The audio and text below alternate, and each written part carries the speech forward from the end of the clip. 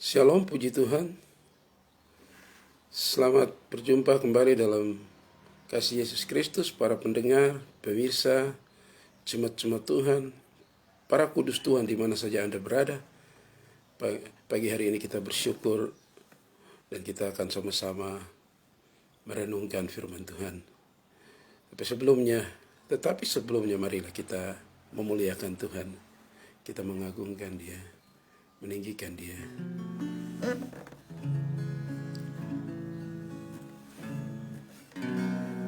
Kaulah Tuhanku, Kaulah Rajaku, Kau yang termulia di bumi dan di surga. Mari bersama, Kaulah Tuhanku, Kaulah Rajaku, Kaulah Tuhanku, Kaulah Rajaku, Kau yang termulia di bumi dan di surga. Ku sembah Kau Tuhan, ku sembah Kau Tuhan, ku puji, ku muliakan nama-Mu. Ku sembah Kau Tuhan, ku sembah Kau Tuhan, ku puji, ku muliakan nama-Mu. Dia Tuhan kita, penuntun jalan kita, penebus dosa yang menyelamatkan kita.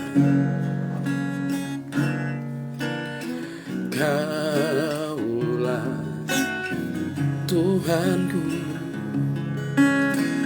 Kaulah Rajaku, Kau yang termulia di bumi dan di surga. Ku sembah Kau Tuhan, ku sembah Kau Tuhan, ku puji, ku muliakan nama-Mu. Ku sembah Kau Tuhan, ku sembah Kau Tuhan, ku puji, ku muliakan nama-Mu. Ku sembah Kau Tuhan, ku sembah Kau Tuhan, ku puji, ku muliakan nama-Mu. Ku sembah Kau Tuhan, ku sembah Kau Tuhan, ku puji, ku muliakan nama-Mu. Ku puji, ku muliakan nama-Mu.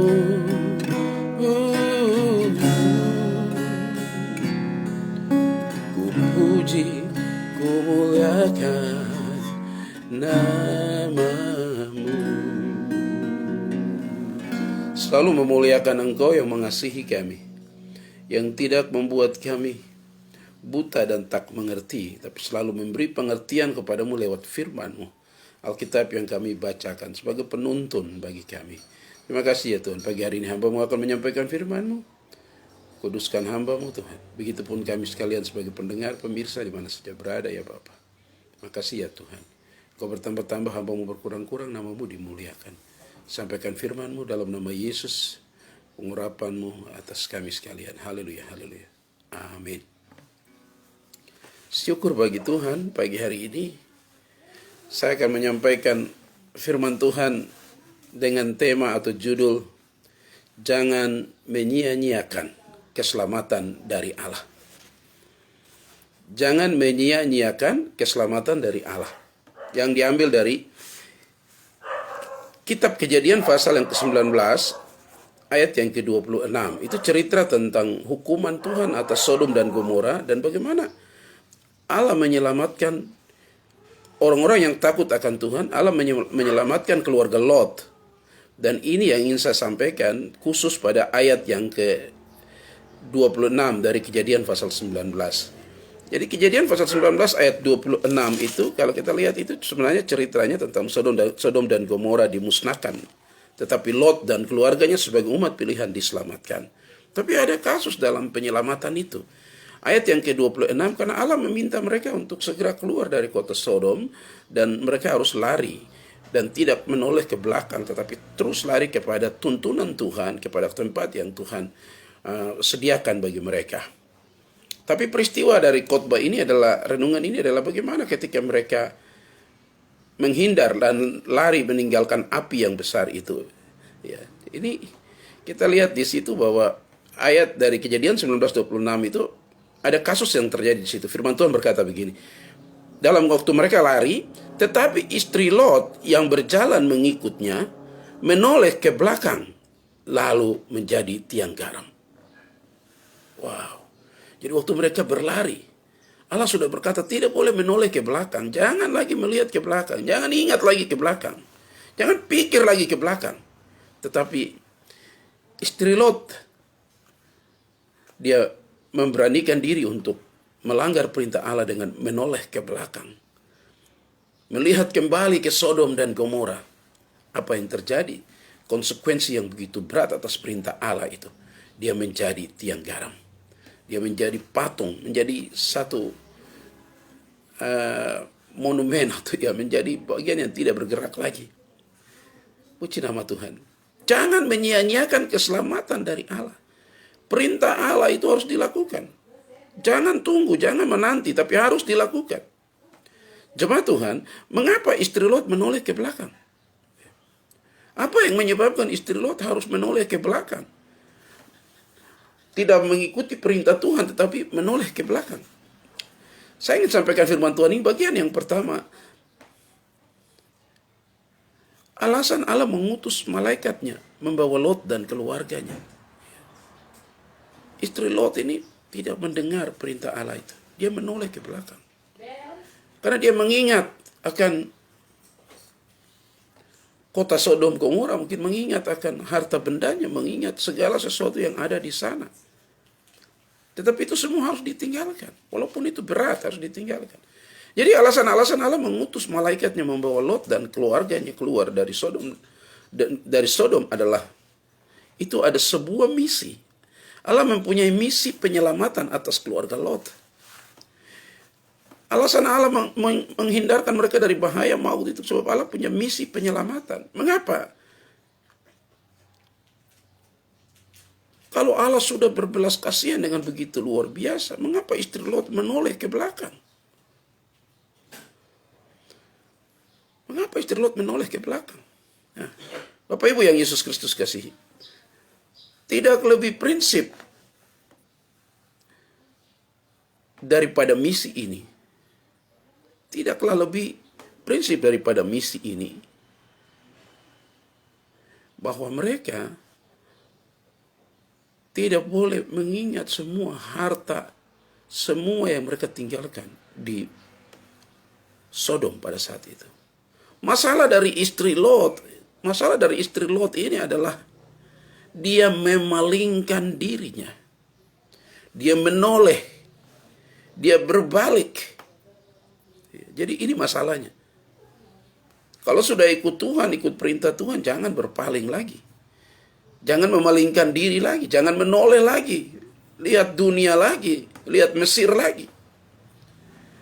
Lihat hal-hal yang dulu. Jadi masalah di sini adalah istri Lot memalingkan dirinya dari keselamatan yang sudah di depannya. Jadi keselamatan sudah ada. Kenapa tidak diresponi dengan baik? Jadi istri Lot memalingkan dirinya dari keselamatan yang sudah ada di depannya, keselamatan yang sudah diberikan oleh Allah. Keselamatan yang sudah jelas, keselamatan yang dijaminkan oleh Tuhan sendiri kepadanya. Jadi keselamatan itu sudah diberikan, sudah di depan, keselamatan sudah ada. Keselamatan sudah jelas, keselamatan sudah dijaminkan Tuhan kepadanya. Yang perlu diresponi oleh istri Lot adalah tetap setia, taat, melakukannya. Dia tinggal setia mengikuti perintah-perintah Tuhan lewat para malaikat itu. Kalau kita baca ayat 15 sampai ayat yang ke-17 itu.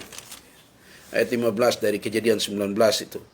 Ayat yang ke-15 sampai 17 bilang, ketika fajar telah menyingsing, kedua malaikat itu mendesak Lot supaya bersegera, katanya. Bangunlah, bawalah istrimu dan kedua anakmu yang ada di sini supaya engkau jangan mati lenyap karena kedurjanaan kota ini. Ketika ia berlambat-lambat, maka tangannya, tangan istri dan tangan kedua anaknya dipegang oleh kedua orang itu. Sebab Tuhan hendak mengasihi dia. Lalu kedua orang itu menuntunnya keluar kota dan melepaskannya di sana. Sesudah kedua orang itu menuntun mereka sampai keluar, berkatalah seorang, larilah, selamatkanlah nyawamu, jangan menoleh ke belakang, dan janganlah berhenti dimanapun juga di lembah Yordan. Larilah ke pegunungan supaya engkau jangan mati lenyap. Puji nama Tuhan. Perintah sudah jelas, keselamatan sudah terjamin. Tetapi istri Lot tidak setia. Jemaat yang Yesus Kristus kasihi, para pemirsa pendengar di mana saja Anda berada, sering Allah sudah berdaya upaya untuk menyelamatkan kita, namun kita tidak memberi respon dengan baik. Allah sudah menyelamatkan kita lewat kematian putranya Yesus Kristus di kayu salib itu. Tetapi masih banyak orang Kristen tidak memberi respon positif. Orang-orang Kristen tidak menanggapi, tidak menjemput bola. Orang-orang Kristen tidak menghargai keselamatan yang telah diberikan Allah kepada mereka. Jemaat yang Yesus Kristus kasihi, umat-umat Tuhan, luar biasa. Di antara orang-orang sekotanya di Sodom, di antara orang-orang sekotanya, di antara orang-orang sekotanya, Lot dan istrinya dan anak-anaknya termasuk dalam orang-orang yang menerima dan mendapat anugerah Allah yang paling besar itu. Mereka yang terpilih untuk diselamatkan. Mereka mendapat anugerah yang besar. Sedangkan orang-orang lain, mereka mendapat murka Tuhan yang begitu kejam. Di saat kota dan tetangga-tetangganya mengalami kepunahan, mereka mati termakan oleh api dan belerang. Mereka termakan oleh amarah Tuhan, oleh hukuman Tuhan. Istri Lot ini sebenarnya mendapat hak istimewa, yaitu diselamatkan. Mendapat hak istimewa menerima kasih karunia itu. Tetapi apa yang terjadi? Apa yang terjadi adalah dia telah memilih untuk tidak taat. Seringkali kita ikut Tuhan tapi kita tidak taat. Ya. Taat itu berhubungan dengan karakter kita. Ya. Ada orang santai, saya mau senang ikut sembahyang, senang baca Alkitab, senang muji Tuhan, baru saya lakukan. Kalau saya lagi kurang enak, saya tidak melakukan itu. Apa Ibu yang Yesus Kristus kasihi?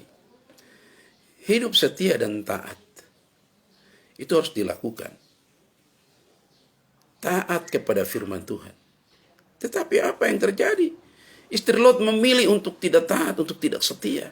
Dan mengabaikan semua keselamatan yang tersedia baginya. Dia mengabaikan semua keselamatan yang sudah tersedia baginya. Sudah ada. Keselamatannya sudah tersedia. Makanya seringkali jalan Tuhan itu baik bagi kita.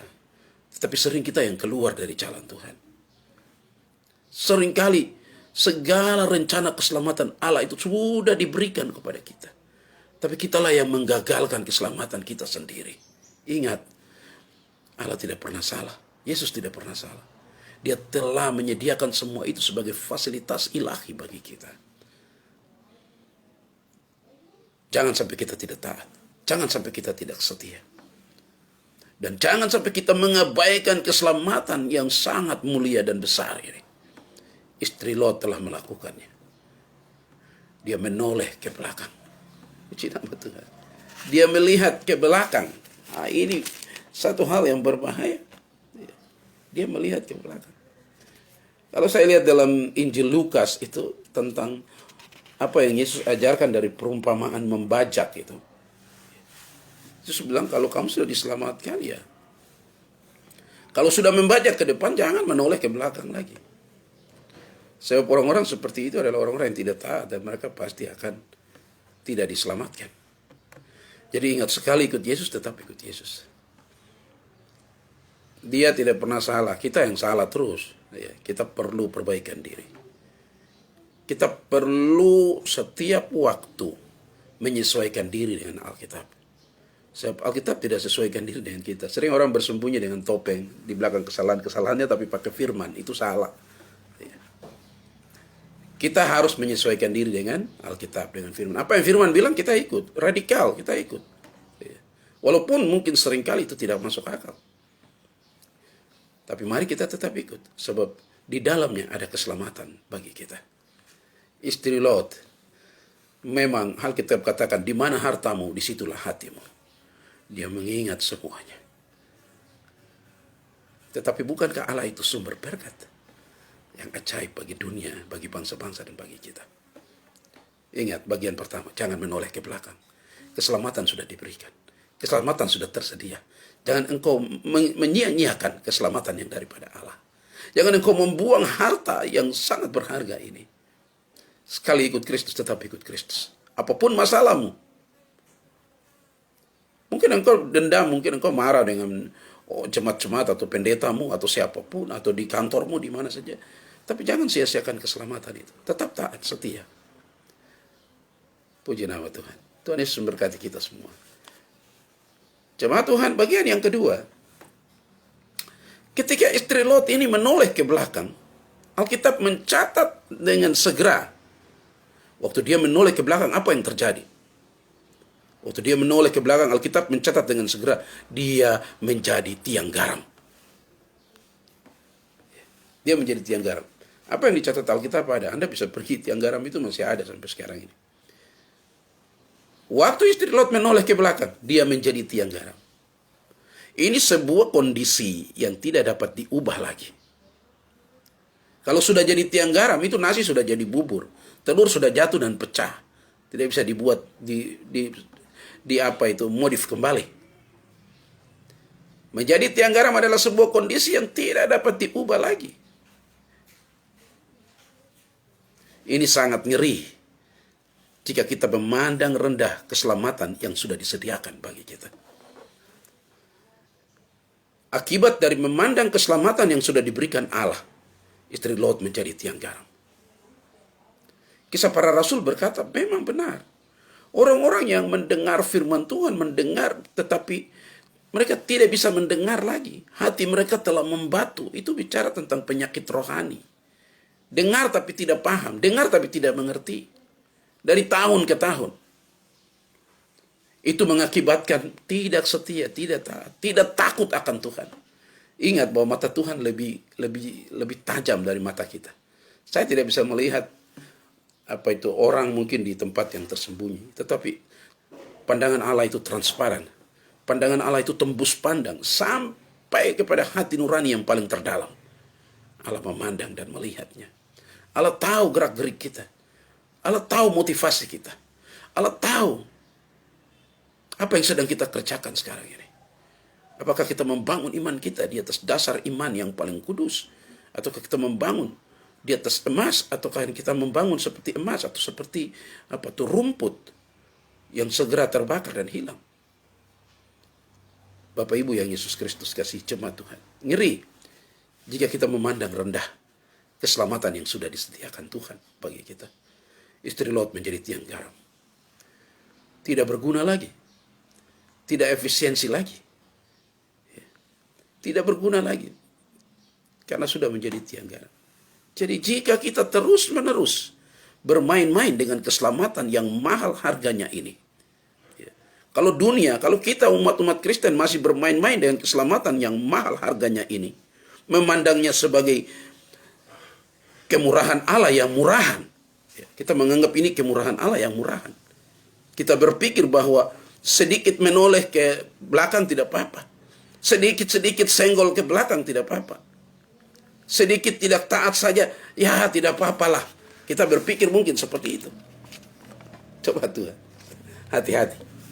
Hati-hati. Kita akan tiba di satu titik bahwa kita tidak bisa diubah lagi. Kalau kita masih bermain-main dengan keselamatan ini, kita akan tiba pada satu titik di akhir zaman. Kita tidak dapat dirubah lagi. Alkitab bilang di akhir zaman nanti orang yang kudus akan semakin kudus sampai menuju kesempurnaan. Tapi orang-orang yang berdosa mereka akan sempurna di dalam dosa-dosa mereka. Mereka tidak bisa berbalik lagi, tidak tahu jalan keluar. Ya, contohnya lihat gereja yang besar saja tidak lihat. Ditanya tadi kalau lewat ada gereja di situ, masa tidak lihat? Matanya telah dibutakan oleh ilah zaman ini. Hal-hal modernisasi. Tapi kalau ditanya tentang ini naik klub ini di mana, bar ini di mana, diskotik ini di mana, cepat sekali, saya tahu alamatnya. Hati-hati. Kita akan tiba di satu titik, kita akan tidak dapat diubah lagi. Kita akan menjadi sebuah tiang garam, kita akan menjadi sebuah monumen ketidaktaatan. Kita akan menjadi garam, menjadi monumen, menjadi tugu yang namanya ketidaktaatan. Kita akan menjadi sebuah tiang garam. Jadi firman Tuhan ini mengingatkan kita untuk tidak menyia-nyiakan keselamatan yang telah Allah berikan. Jangan sia-siakan keselamatan itu. Karena memang ikut Yesus itu berarti segala sesuatu tidak lebih penting dari Yesus. Dia lebih penting, dia number one. Segala sesuatu dia lebih penting. Segala sesuatu tidak lebih penting dari sorga yang disediakan bagi kita. Karena kita harus bertekad untuk tidak menerima apapun yang kurang penting dari dunia ini. Ya, kita harus bertekad untuk tidak menerima semua saran, masukan, apapun yang bersifat duniawi yang menentang Alkitab, menentang firman Tuhan. Dan jangan kita kesana kemari, kita mencampur adukan pengakuan Kristen dengan keuntungan-keuntungan duniawi yang tidak alkitabiah. Kita harus mampu menyangkal diri kita. Roh Kudus bantu kita. Kita harus mampu menyangkal diri, kata Alkitab. Hidup terpisah dari cara-cara hidup dunia ini. Kita harus mampu menyangkal diri kita dan memikul salib kita. Jadi jangan hidup berpura-pura, bertopeng untuk ikut Yesus. Dia tahu, dia mengerti sampai pada hati kita yang paling terdalam. Jemaat yang Yesus Kristus kasihi, jangan menyia-nyiakan keselamatan itu. Keselamatan sudah diberikan. Yesus sudah mati di kayu salib bagi kita. Kita tidak perlu naik lagi ke kayu salib, tapi kita cukup beriman kepada Kristus, taat dan setia. Haleluya. Itu tugas kita. Taat dan setia apapun posisi Anda di gereja, sebagai jemaat, sebagai majelis, mungkin sebagai pembantu di gereja atau sebagai hamba Tuhan, siapapun engkau. Beriman pada Kristus, taat dan setia. Haleluya. Akhirnya jemaat yang Yesus Kristus kasihi, kita tiba pada kesimpulan daripada firman Tuhan ini. Kesimpulannya, Yesus prioritas hidup kita. Allah, Roh Kudus adalah prioritas hidup kita. Haleluya. Jadi prioritas hidup kita adalah Yesus. Yang pertama kita harus tahu bahwa hidup kita adalah milik Yesus. Hidup kita adalah milik Allah. Karena karya penebusannya sudah menjamin keselamatan kekal kita. Hidup Bapak, Ibu, saya, pemirsa pendengar adalah milik Yesus. Milik Tuhan. Bukan milik kita sendiri. Seperti Rasul Paulus berkata, adapun hidupku ini bukannya aku lagi, tetapi Kristus yang hidup di dalam aku. Dan hidupku yang kuhidupi sekarang ini karena Kristus. Haleluya. Bagian selanjutnya dari kesimpulan ini, kita juga dapat mempercayakan hidup kita kepada Yesus. Kita hari ini dapat mempercayakan hidup kita kepada Yesus karena Dia hendak menggunakan hidup kita bagi kemuliaannya dan kepentingan bersama, baik dalam dunia maupun jemaat. Jadi kita mempercayakan hidup kita kepadanya dengan hendak menggunakannya untuk kemuliaannya. Hidup ini untuk memuliakan Dia. Pujian bilang, hidup ini adalah kesempatan untuk melayani Tuhan. Layani Tuhan. Supaya kita tidak terlambat. Hidup kita untuk memuliakannya. Tetap setia. Jangan menoleh lagi kepada dunia. Iblis itu hanya mencuri, membunuh, membinasakan. Artinya menipu kita. Jadi iblis itu cara kerjanya manis dulu, setelah itu belakangnya pahit. Tapi cara kerja Tuhan itu pahit dulu, nanti manis di belakang. Wow. Butuh pengertian yang sangat-sangat dalam dari setiap kita. Hidup ini untuk memuliakan Tuhan. Yang selanjutnya dari kesimpulan ini, jangan khawatir tentang keluarga kita. Kalau Anda melayani Tuhan, Anda jangan khawatir tentang keluargamu. Karena orang-orang terdekat kita, orang-orang yang kita kasihi, orang-orang yang kita cintai, orang-orang terdekat kita. Waktu kita melayani Tuhan, kita melakukan firman Tuhan, tidak menoleh ke belakang. Mereka-mereka itu pasti Allah memberikan yang terbaik untuk mereka. Allah menjamin hidup mereka. Allah memberkati mereka. Karena firman Tuhan berkata, siapa mengasihi suaminya, istrinya, ayahnya, ibunya, saudaranya laki-laki, saudaranya perempuan, anaknya laki-laki, perempuan lebih daripada aku, Yesus, dia tidak layak bagiku. Dengarkan firman Tuhan, setia dan taat. Haleluya. Allah prioritas, jangan sia-siakan keselamatan. Keselamatan sudah ada, pegang. Jangan orang merebut mahkotamu. Jangan orang merebut kekekalanmu. Pegang terus, setia. Apapun masalah persoalan, apapun pencobaan, jangan pernah putus asa. Anda boleh berputus asa dengan dunia, tapi jangan putus asa dengan Yesus, dengan Tuhan. Percayalah, dia Tuhan yang selalu menolong kita. Dia rindu untuk memberkati kita setiap waktu. Diberkatilah dia yang mendengar firman Tuhan, menyimpan dalam hatinya, melakukan setiap waktu. Tuhan memberkati kita sekalian. Haleluya. Di pintu hatimu Tuhan memanggil. Pagi hari ini kalau Anda belum taat setia, datanglah kepadanya. Jangan sia-siakan keselamatan itu. Dia sudah berikan kepada kita.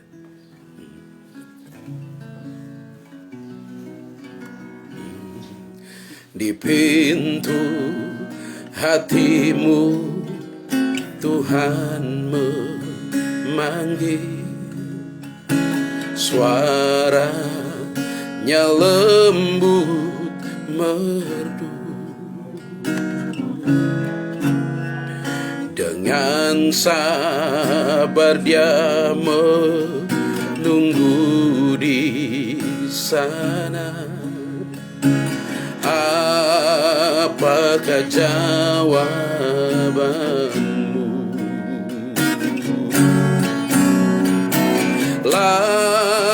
Lamanian dia nanti engkau, dan masih tetap menunggu, menantikan dikau membuka hati. Oh, Bapa sangat rindu. Dia menunggu di pintu hati kita. Dia sangat merindukan setiap kita. Jangan sia-siakan keselamatan itu. Dia menunggu engkau di kerajaannya. Dia mengasihimu. Haleluya. Jangan sia-siakan keselamatan kita. Dari Allah, keselamatan dari Allah, jangan dia sia-siakan. Hai kawan, apakah kerinduanmu? Ingin kau hidup kekal, serahkan dirimu kepada Yesus, takkan engkau menyesal.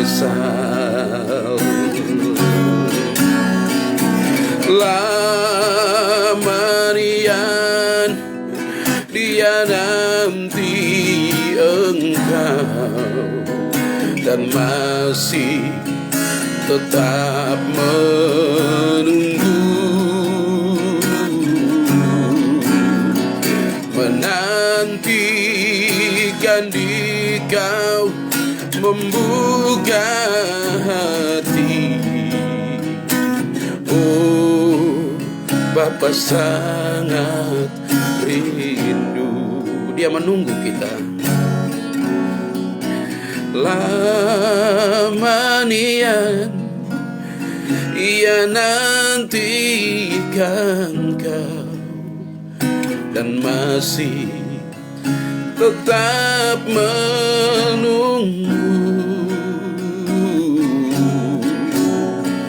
menantikan Dikau membuka hati. Oh, Bapa sangat rindu. Oh, Bapa sangat rindu. Oh, Bapa sangat rindu. Terpujilah Engkau Tuhan Allah Bapa kami yang menjadikan kami, menyelamatkan kami. Lewat darah-Mu Engkau telah menguduskan kami, menebus kami. Keselamatan itu sudah tersedia, sudah Engkau berikan bagi kami. Kalau ada banyak orang menolak keselamatan-Mu, menganggap remeh keselamatan yang telah Engkau berikan, tetapi hari ini lewat firman-Mu, kami mau menghargai keselamatan-Mu, meresponi keselamatan yang daripada Allah yang dikerjakan Yesus Kristus di kayu salib. Kami mau terus mengerjakan keselamatan sampai kami tidak menjadi tiang garam, tapi kami menjadi orang-orang yang mengalami hidup kekal itu. Terima kasih Bapa, yang sakit disembuhkan, lemah dikuatkan, bimbang diteguhkan, yang berdosa dikuduskan, diselamatkan, yang masih berputar dengan dunia ini ditarik kembali untuk diselamatkan. Mereka yang terikat dengan kutuk diputuskan, digantikan berkat. Berkat-Mu melimpah, nama Tuhan dimuliakan. Berkati setiap pendengar, pemirsa di mana saja berada Tuhan. Masalah persoalan mereka Tuhan Engkau tolong selesaikan dan beri mereka menjadi pemenang, bahkan lebih dari pemenang. Dalam nama Yesus hamba berdoa, bersyukur buat keselamatan yang telah Engkau berikan. Haleluya, haleluya. Amin. Tuhan memberkati kita sekalian. Kita akan jumpa pada pemberitaan firman Tuhan di waktu-waktu yang akan datang. Tuhan memberkati. Shalom.